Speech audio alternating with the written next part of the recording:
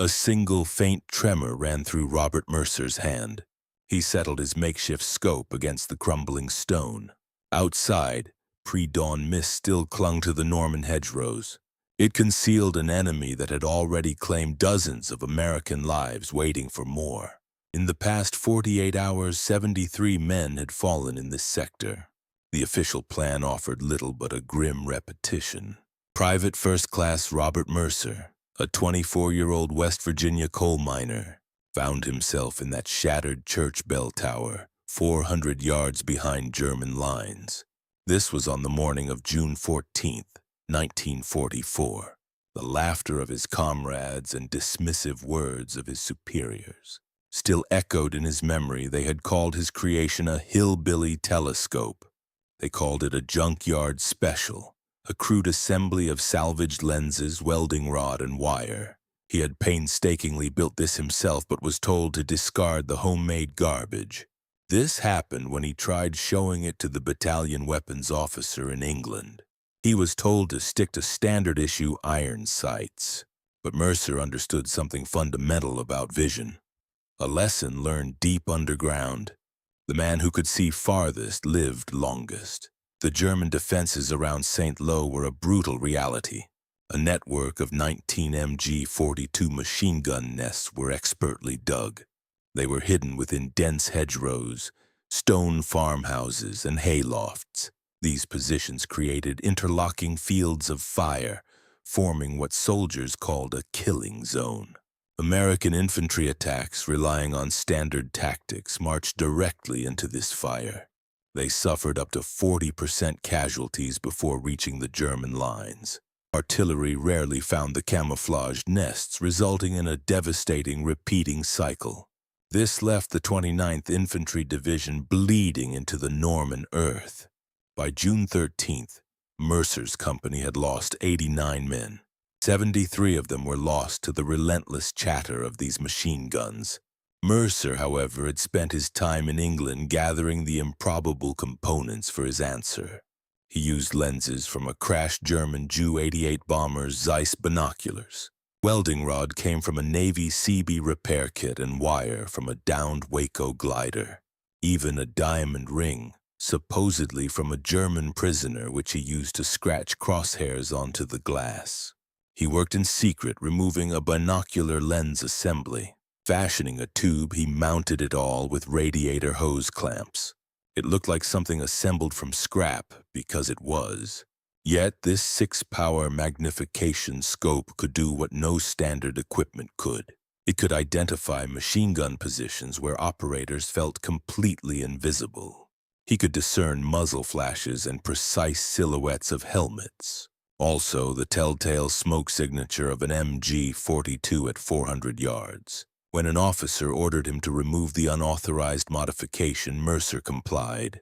He then reinstalled it under the cover of night. Dawn broke on June 14, 1944, as the 29th Infantry prepared an assault. They assaulted German positions outside St. Lo, with predicted 35 to 40% casualties. At 5:30 a.m., Mercer's platoon moved into position, facing 300 yards of open farmland. German MG42s covered that field from multiple angles. Previous attempts had already cost 60 men. Mercer scanned the field through his crude scope, seeing what others could not. He saw 7 distinct mutually supporting firing points. This assault, like the others, was destined to fail. He turned to his platoon sergeant, a man who had openly mocked his hillbilly telescope. Mercer stated plainly that he could eliminate the machine gun positions before the assault. The sergeant's face was etched with weariness of watching his men die. He looked from Mercer's strange device to the field of waiting death. He gave Mercer 30 minutes. Mercer moved quickly, climbing abandoned church tower stairs. This tower was 400 yards from German lines. He rested his M1 Garand on the broken masonry of a window opening. Through his scope, he saw a helmet's edge in a hayloft window 380 yards distant. Then the faint smoke residue of a firing position, an unmistakable MG42 barrel. At 5:47 a.m., he aimed at the first nest. A gunner's helmet was visible through a gap in the stone barn. He controlled his breathing, exhaled halfway, held and squeezed the trigger. The M1 Garand kicked. The German gunner jerked, then fell. 30 seconds later, a second gunner moved to replace him. Mercer fired again, and the MG42 was silent. He shifted his aim to a nest dug into a hedgerow 340 yards away. He waited for movement, a German soldier adjusting the weapon, then fired. The soldier dropped, and return fire struck the church tower immediately. The Germans had spotted his muzzle flash. Mercer ducked below the window, counted to 30, then rose. His third target was a shifting patch of hay 420 yards out. He aimed at the movement, fired twice, and the shifting stopped. In just 6 minutes, 4 machine gun positions were neutralized. Mercer reported 4 positions destroyed, with 3 remaining, and the sergeant ordered continue. Mercer loaded a fresh clip and found a 5th position. It was through a gap in a stone wall, its muzzle flash betraying it. He fired. The gun fell silent. Then a farmhouse window at 360 yards, glass shattered. Finally, a nest dug almost invisibly into the base of a hedgerow. He spotted an ammunition belt in the grass, fired 3 rounds. No movement. At precisely 6 a.m., the American infantry advanced. The field, once a killing ground, remained silent. No machine gun fire. The assault, expected to claim 35 lives, succeeded with only 8 casualties. When the sergeant found Mercer, he asked how many guns he accounted for. Mercer replied 7 positions. The sergeant declared, "That hillbilly telescope just saved 30 American lives." News spread like wildfire through the battalion. Officers now sought Mercer out, eager to understand. Battalion command summoned him, asking if he could repeat his performance. They asked him to teach others and build more scopes. Yes to all 3, Mercer affirmed, but he needed materials. The next day, June 15th, Mercer operated with official sanction. He eliminated 4 more MG42 nests, holding up a divisional advance. This reduced expected casualties from 40 to 12. That evening, a supply sergeant arrived with damaged binoculars, welding equipment, and mounting hardware. Mercer spent the night building. By dawn, he had 3 functional, if ugly, optics. On June 16th, Mercer began training 3 other soldiers. He taught them to identify muzzle flashes and time their shots. They learned to shoot between enemy bursts and relocate after every shot. By June 17th, 4 soldiers with homemade scopes operated across the 29th Infantry front. German machine gun effectiveness dropped dramatically. The enemy adapted, shortening their bursts and exposure times. But this adaptation meant reduced effectiveness, saving more American lives. By June 18th, Mercer had eliminated 3 more MG42 positions, bringing his total to 14. By June 19th, he had taken out 5 more, reaching a total of 19. In 6 short days, his innovation, by unofficial estimates, saved many lives. He saved between 150 and 200 American lives. On June 20th, Mercer engaged a machine gun position at an extreme range of 450 yards. He fired and missed. The German gunner returned fire instantly. 40 rounds impacted Mercer's position in 3 seconds. One struck his left arm, shattering his humerus. Medics evacuated him.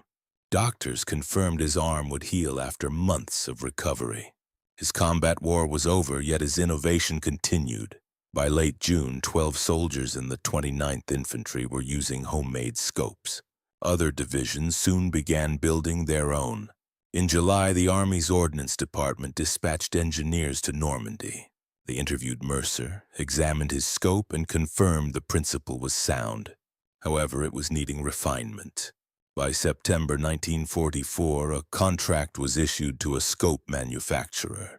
By December, factory-built sniper variants of the M1 Garand, the M1C and M1D were reaching frontline units.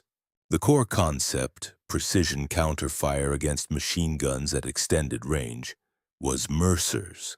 This shift in doctrine, from volume fire and frontal assaults to targeted elimination, saved thousands of lives in the war's final year. Mercer returned to the United States in August 1944, promoted to sergeant. He was assigned to training duties at Fort Benning. He taught marksmanship and field optics improvisation. His original scope went to Aberdeen Proving Ground. Its simplicity and effectiveness were noted despite its crude construction. Decades later, in 1975, a military historian researched Normandy innovations. He discovered the scope in an army museum and tracked Mercer down. Mercer was found at a hardware store in West Virginia. When asked about his incredible achievement, Mercer downplayed it, stating it was merely basic optics, easily devised by a coal miner. The machine gunners, he said, were just men doing their jobs. In 1977, the historian published a paper titled Field Innovations in the Normandy Campaign. It documented how a resourceful West Virginia coal miner using salvaged materials had developed a technique that influenced Army doctrine for decades. Robert Mercer passed away in 1998 at the age of 78. His obituary mentioned his 29th Infantry Division service and Silver Star, but it made no mention of the homemade scope or 19 silenced MG42 nests. His family donated his medals to a local VFW post, but his principle lived on. Modern military optics and precision counterfire trace their lineage to that crude assembly of lenses and welding rod. It proved that sometimes the most impactful solutions aren't forged in factories or handed down through doctrine. They emerge from the ingenuity of an ordinary soldier facing an impossible choice. A soldier who dared to build the weapon he needed when the system said it couldn't be done.